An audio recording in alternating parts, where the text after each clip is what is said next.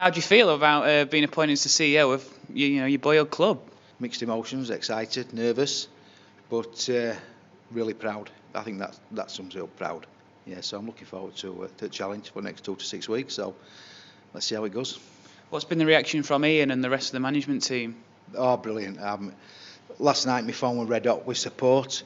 I called it Asda this morning. I got people calling me and offering me the support, and yeah, I couldn't wish for a better start really. Have you spoken to Steve at all about your new role? I spoke to Steve because I told him that I'd accepted the role as interim CEO, and he offered me all the support he could get. He wished me luck, and I'll be ringing Steve over the next few weeks to see where and what his plans he's laid down, because he had got a lot of good ideas. I'd like to carry them on. What's on the agenda for the next few weeks then? Next few weeks, probably in the interim role at the moment in time is pulling everybody together while a new CEO is appointed, keeping everybody going. We've had a great start to the season, rugby-wise. We've got 4,000 members nearly. The fans have really pulled behind it. It was a shock to lose Steve on Tuesday morning. I wasn't meeting when he announced it.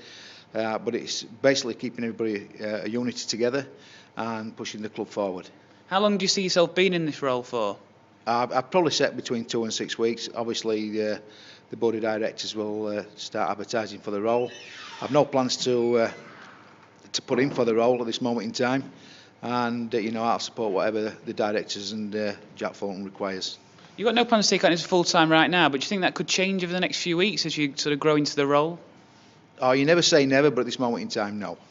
How much of a boost do you think it is that you've already been involved in the club for many years and you know what it's about? I think it'll help me a lot, because obviously the role I'm in currently was in as Eddie Youth is a senior role, and I've seen a lot of these young guys come through. I've seen coaches. I've worked with Ian quite a bit.